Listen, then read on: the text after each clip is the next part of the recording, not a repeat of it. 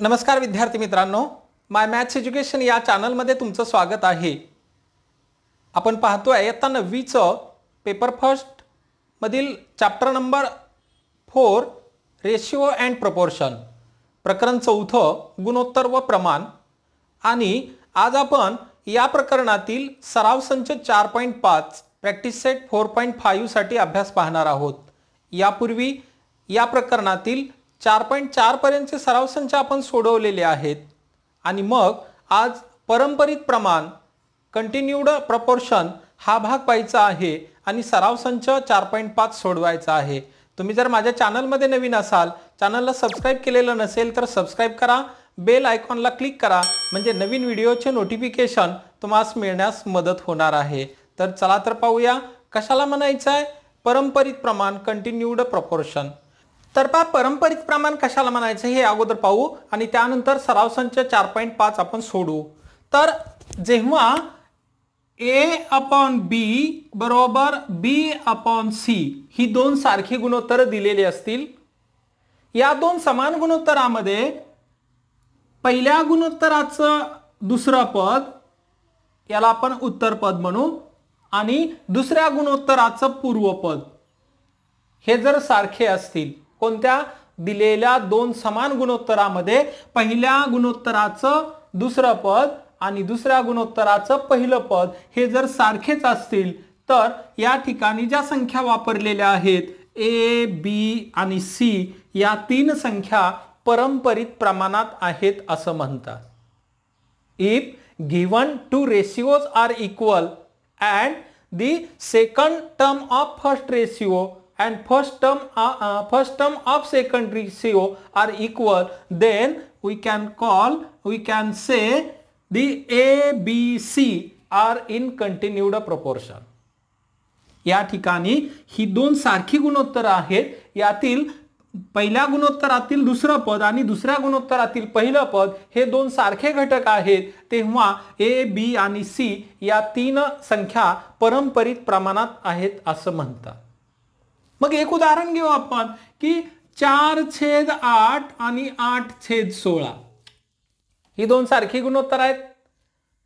या दोन सारख्या गुणोत्तरामध्ये पहिल्या गुणोत्तराचं दुसरं पद म्हणजे 8 आणि पहिल्या गुणोत्तराचं पहिलं पद हे आहे 8। दुसऱ्या गुणोत्तराचं पहिलं पद 8 आणि पहिल्या गुणोत्तराचं दुसरं पद 8 हे दोन घटक सारखे आहेत, तेव्हा या ठिकाणी 4, 8 आणि 16 या तीन संख्या परंपरित प्रमाणात आहेत असं म्हणतात। 4, 8 and 16 R in continued proportion. आता यांचा गुणधर्म काय असतो बघा की इथं जे मधलं पद आहे, जेव्हा तीन संख्या परंपरित प्रमाणात असतात तेव्हा मधल्या पदाचा वर्ग हा कडेच्या दोन संख्यांच्या गुणाकारा एवढा असतो। इथं पहा कि a/b is equal to b/c, then we can say that the a, b, c are in continued proportion। या ठिकाणी a, b, c संख्या परंपरित प्रमाणात आहेत आणि मग जर क्रॉस मल्टिप्लिकेशन केलं इथं तर असं मिळेल आपल्याला की b² is equal to a into c। तिरका गुणाकार केला b गुणिले b, b वर्ग, a गुणिले c, ac, म्हणून b वर्ग बरोबर a गुणिले c। तसंच इथं या दोन संख्यांचा वर्ग 8 गुणिले 8, 8 चा वर्ग बरोबर 4 गुणिले 16 आणि येते की नाही खात्री करायला हरकत नाही आपल्याला। 8 चा वर्ग 64, 16 चौक 64, म्हणजे मधल्या संख्येचा वर्ग कडेच्या दोन संख्येच्या गुणाकारा एवढा असतो। कधी? किंवा जेव्हा दिलेल्या तीन संख्या या परंपरित प्रमाणात असतात। आता संख्या परंपरित प्रमाणात कधी असतात की त्या संख्येपासून बनलेलं जी दोन गुणोत्तर असतात ती सारखी असतात आणि पहिल्या गुणोत्तराचा छेद आणि दुसऱ्या गुणोत्तराचा अंश सारखा असेल दिलेल्या समान गुणोत्तरात, तर त्या दिलेल्या तीन संख्या परंपरित प्रमाणात असतात। हे आपण या ठिकाणी आता पाहिलं। मग आपण काय काय गोष्टी लक्षात घेतल्या की जेव्हा तीन संख्या परंपरित असतात तेव्हा a/b is equal to b/c ही दोन गुणोत्तर सारखी असतात आणि यातील ही पद जर सारखी असतात तेव्हा ही दोन गुणोत्तर सारखी असणाऱ्या ज्या संख्या आहेत त्या संख्या परंपरित प्रमाणात असतात। Number 2, b² is equal to ac। अशा दोन समान गुणोत्तरामध्ये बीचा वर्ग हा ए आणि सी च्या गुणाकारा एवढा असतो आणि A B C are in continued proportion. यामध्ये ए बी सी या तीन संख्या परंपरित प्रमाणात असतात हे आपण या ठिकाणी पाहतोय. काय की ए अपॉन बी बरोबर बी अपॉन सी. 2 नंबर बी चा वर्ग बरोबर ए गुणिले सी. त्यानंतर 3 नंबर म्हणून ए बी सी या संख्या परंपरित प्रमाणात आहेत.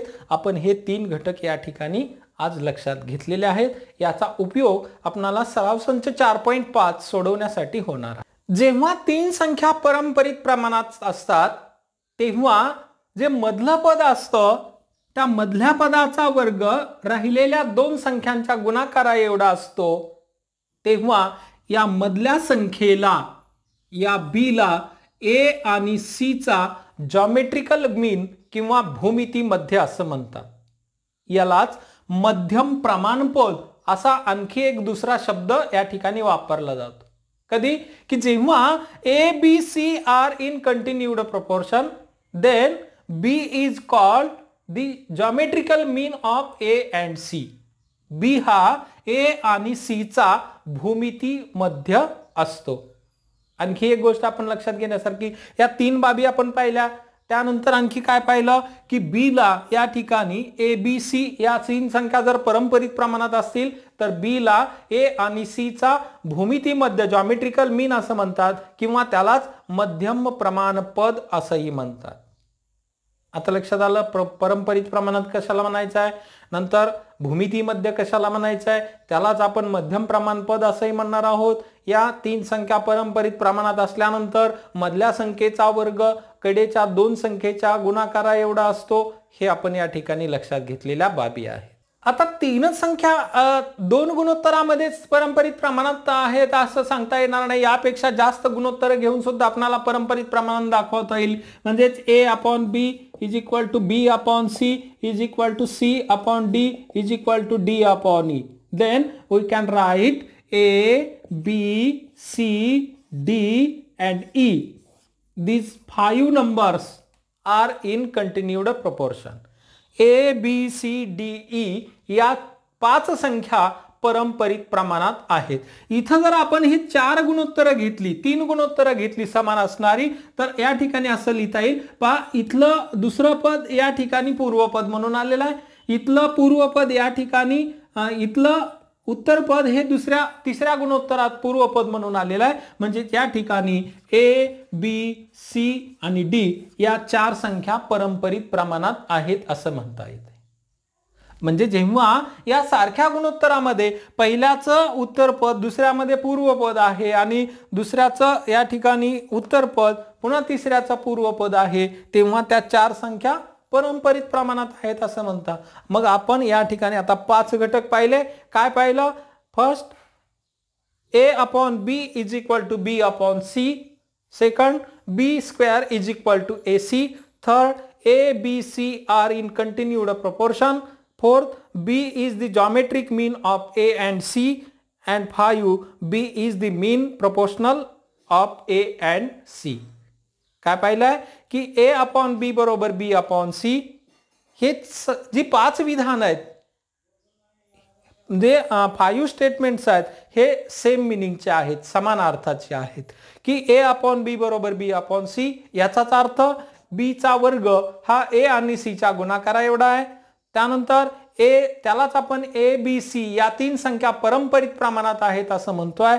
4 नंबर बी हा ए आणि सी चा भूमितीय मध्य आहेत असं म्हणतात. आणि 5 नंबर बी हे ए आणि सी चे मध्यम प्रमाणपद आहे असंही म्हटलं जातं. म्हणजे हे ज्या 5 विधानं आहेत ही 5ही विधानं ही समान अर्थाची आहेत. आपण एक सोडवलेलं उदाहरण या ठिकाणी पाहू की x ही संख्या 25 व 4 यांचा भूमितीय मध्य आहे तर x ची किंमत काढा.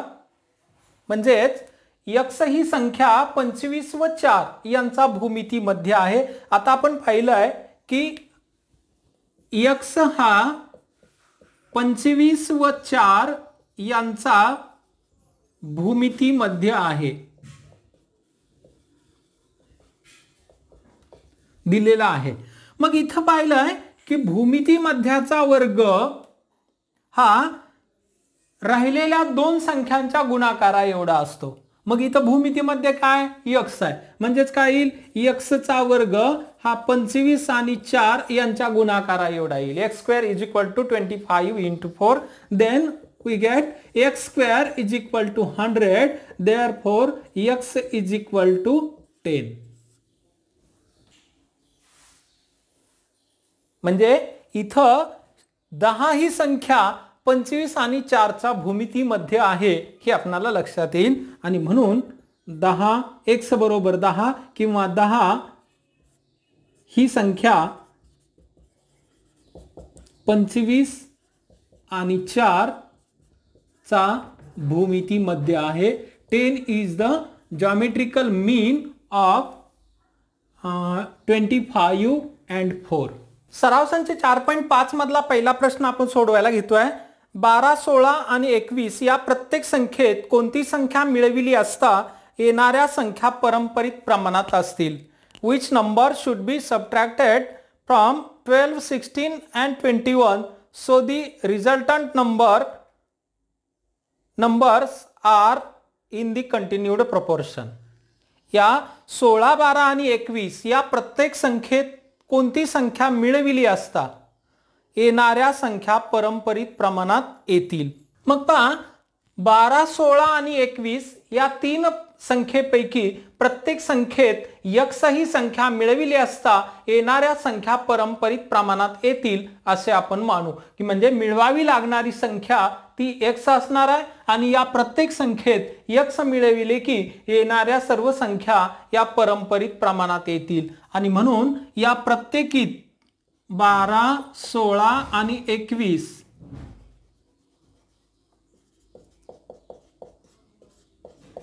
या प्रत्येक संख्येत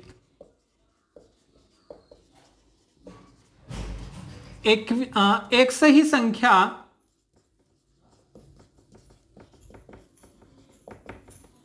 मिळविली असता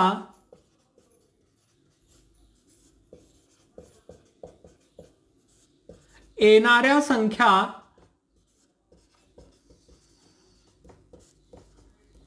परंपरित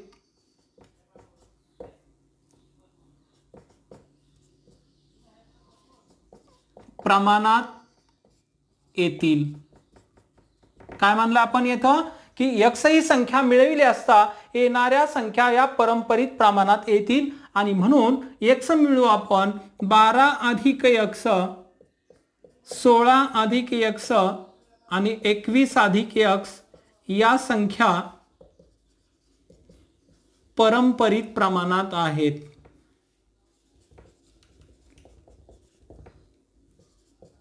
आता x मिळविल्यामुळं या तीन संख्या परंपरित प्रमाणात आहेत. मग आता परंपरित प्रमाणात आहेत याचा अर्थ या मधल्या संख्येचा वर्ग राहिलेल्या कडेच्या दोन संख्येच्या गुणाकारा एवढा असतो हे आपल्याला नियम माहित आहे. आणि म्हणून 16 अधिक x कंसाचा वर्ग बरोबर 12 अधिक x गुणिले 21 अधिक x. काय केलं की मधल्या संख्येचा वर्ग हा पहिल्या आणि तिसऱ्या संख्येच्या गुणाकारा एवढा असतो. आणि मग 16 अधिक x याचा वर्ग केला तर 16 चा वर्ग 256 अधिक या दोन संख्याच्या गुणाकाराची दुप्पट म्हणजे 16x याची दुप्पट 32x अधिक x वर्ग शेवटच्या पदाचा वर्ग बरोबर. आता या दोन कंसाचा गुणाकार करू. 12 गुणिले 21 तर 12 1 12 1 उरतो 12 दोन्ही 24 आणि 1 25 अधिक 12 न x ला गुणू. आता 12x 12 न आपण दोन्ही संख्येला गुणला. आता x न दोन्ही संख्येला गुणू. त्या दुसऱ्या कंसातल्या x गुणिले 21 21x अधिक x न x ला गुणलं x वर्ग. मग हे दोन्ही बाजूचे x वर्ग कॅन्सल होतील. शिल्लक काय राहील की 256 अधिक 32x बरोबर 252 अधिक 12x अधिक 21x तर हे येतील 33x. हे 32x या साईडला घेऊ, 256 या साईडला, 252 या साईडला आणू, म्हणून 256 minus 252 is equal to 33x minus 32x. आणि मग subtraction of 256 minus 252 is equal to 4, वजा बाकी आली 4, बरोबर इथं राहतील x, आणि म्हणून x ची व्हॅल्यू मिळाली x इज इक्वल टू काय दिलेलं आहे की 23 वजा x आणि 19 वजा x यांचा 28 वजा x हा भूमितीमध्ये आहे. आणि मग या नियमानुसार काय म्हणता येईल आपल्याला की 28 वजा x इथं लिहावं लागेल आपल्याला की या संख्या 23 वजा x नंतर 28 वजा x आणि 19 वजा x या संख्या परंपरित प्रमाणात आहेत.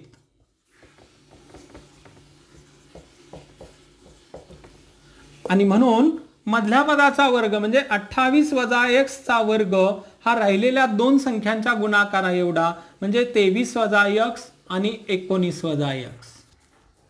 आता सोडून घेऊ.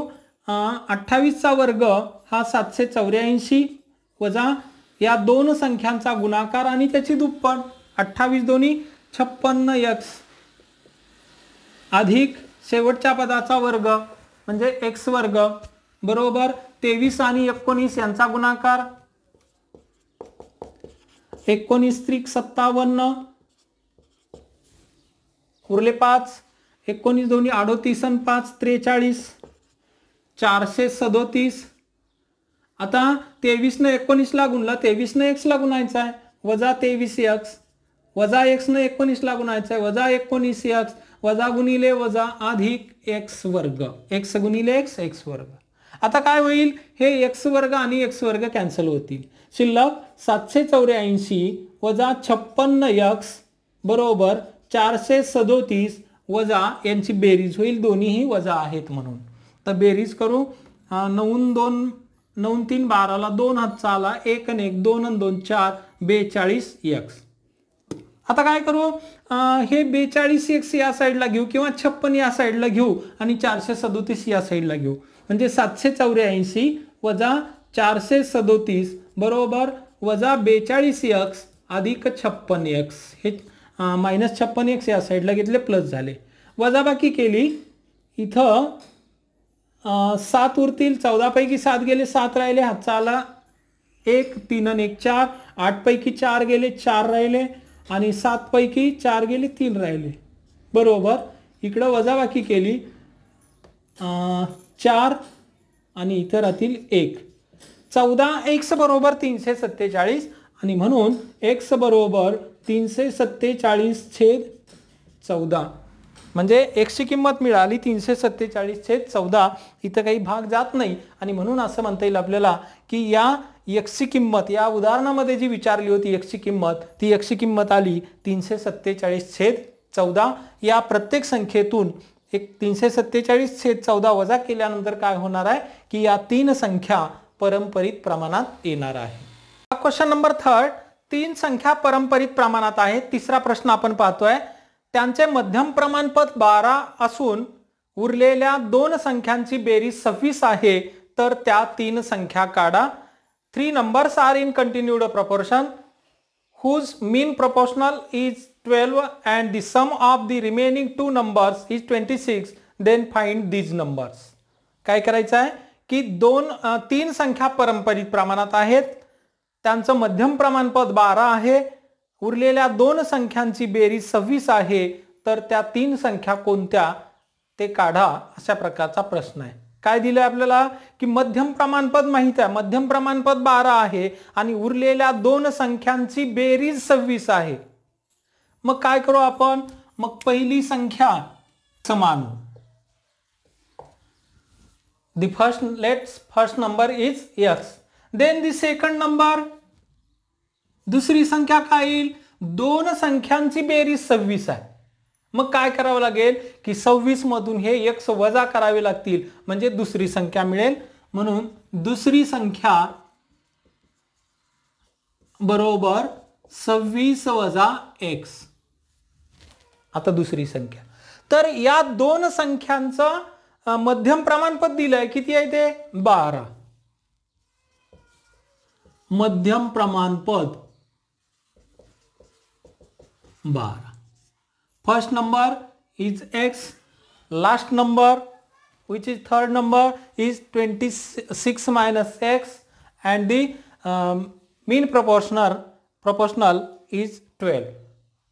आणि मग आता काय येणार आहे की x 12 and 26 minus x, these three numbers are in continued proportional.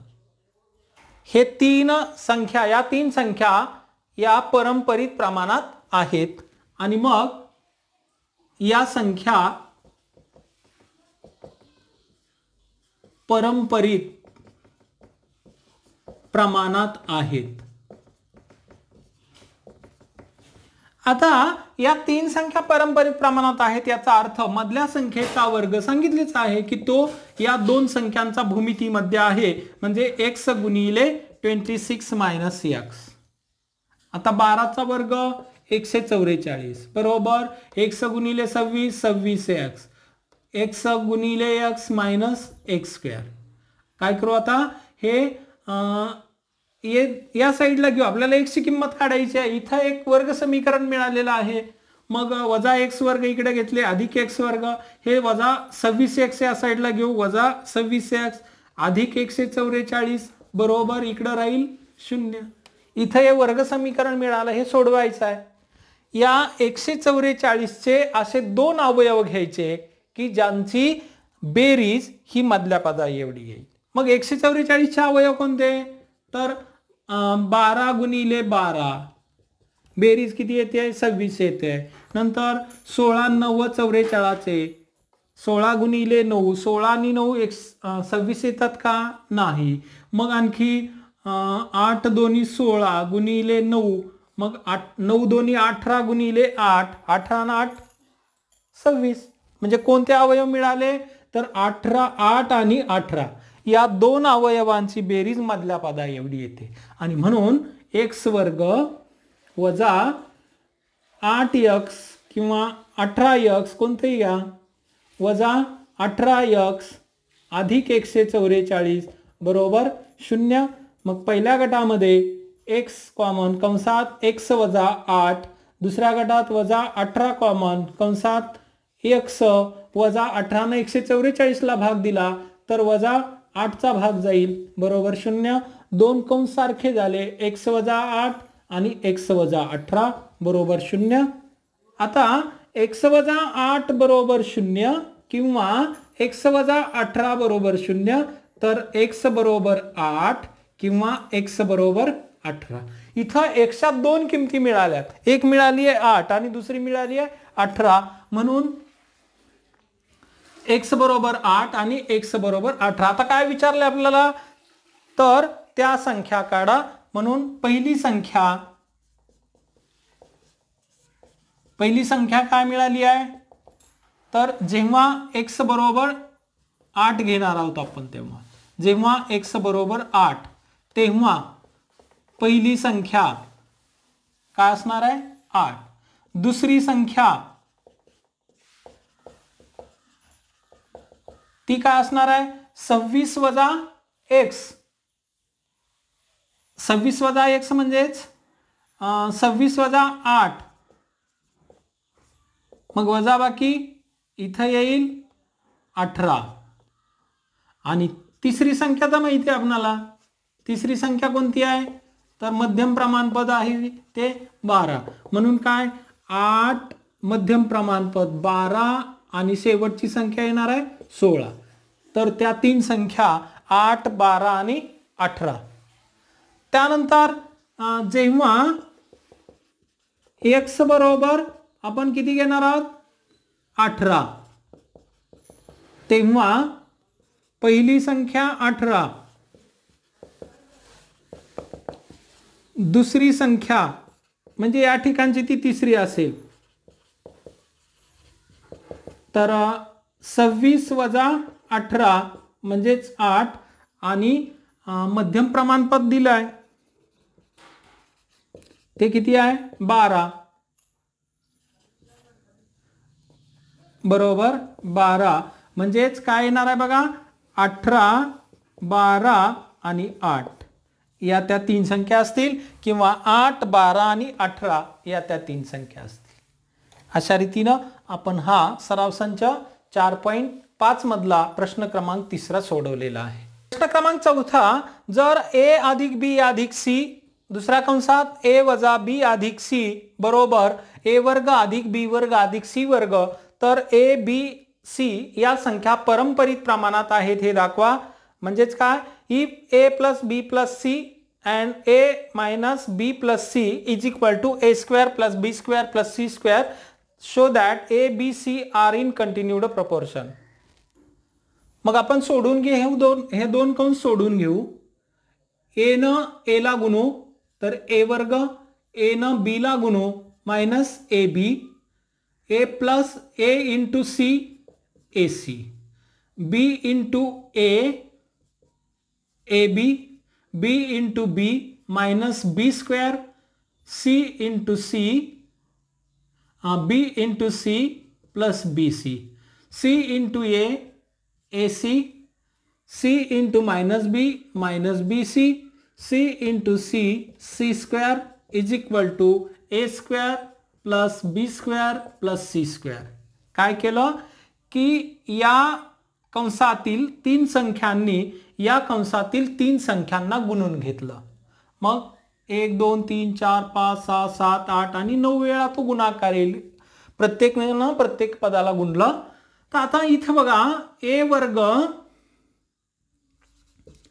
Minus ab plus ab हे कॅन्सल होतील शिल्लक राहील ac प्लस ac हे येतील 2ac नंतर b square bc plus bc minus bc cancel होतील तर शिल्लक राहील c square is equal to a square plus b square plus c square. काय केलंय की या ब्रॅकेट मधील प्रत्येक टर्मनं या सेकंड ब्रॅकेट मधील प्रत्येक टर्मचा गुणाकार केला गुणून घेतलं तर a न a ला गुणलं a वर्ग आलं a न b ला गुणलं मायनस ab येतील a न c ला गुणलं ac आलं। आता b न a ला गुणलं ab आलं b न b ला गुणलं मायनस b स्क्वेअर आले b न c ला गुणलं bc आलं c न a ला गुणलं ac येतील c न मायनस b ला गुणलं मायनस bc येतील आणि c न c ला गुणलं c स्क्वेअर येतील तर minus ab plus ab cancel होतील नंतर plus bc minus bc cancel होतील शिल्लक राहिलं a स्क्वेअर प्लस हे ac plus ac 2ac minus b square आणि plus c square is equal to a square plus b square plus c square. आता दोन्ही साइडचे या ठिकाणी सेम घटक या ठिकाणी कॅन्सल होणार आहेत a square cancel c square cancel शिल्लक काय राहिलं तर 2ac minus b square is equal to b square आणि मग आता हे b स्क्वेअर या साइडला घेऊ मग येतील 2ac is equal to b square plus b square आणि मग 2ac is equal to 2b square हे 2 कॉमन घेतलं दोन्ही साइड मधून तर शिल्लक राहतील ac is equal to b square and therefore we get b square is equal to ac and when the square of b is equal to a into c then a b c are in continued proportion। हे आपण पाहिलेलं आहे की जेव्हा b चा वर्ग हा a आणि c च्या गुणाकारा एवढा असतो तेव्हा a b आणि c या तीन संख्या प्रमाणात असतात म्हणजे याच्यावरून आपल्याला लिहिता येईल therefore a b c are in continued proportion किंवा a b c या तीन संख्या परंपरित प्रमाणात आहेत हे सिद्ध होते आणि म्हणून a b c या संख्या परंपरित प्रमाणात आहेत। कशावरून तर b वर्ग बरोबर ac यावरून कारण आपण सुरुवातीला पाहिलेलं आहे की a upon b is equal to b upon c याचाच अर्थ b square is equal to ac याचाच अर्थ A B C are in continued proportion, म्हणजे ही दोन गुणोत्तर सारखी असतात किंवा या बीचा वर्ग ए आणि सीच्या गुणाकारा एवढा असतो किंवा तेव्हा ए बी सी या तीन संख्या पारंपरिक प्रमाणात असतात, हे आपण सुरुवातीला पाहिलेलं आहे. आणि मग इथं बीचा वर्ग ए आणि सीच्या गुणाकारा एवढा आला, याचाच अर्थ ए बी सी या संख्या पारंपरिक प्रमाणात. हा व्हिडिओ तुम्हाला आवडला असल्यास लाईक करा, शेअर करा आणि तुम्ही जर माझ्या चॅनलला सबस्क्राईब केलेलं नसेल तर सबस्क्राईब करा, बेल आयकॉनला क्लिक करा, म्हणजे नवीन व्हिडिओचे नोटिफिकेशन तुम्हाला मिळण्यास मदत होईल.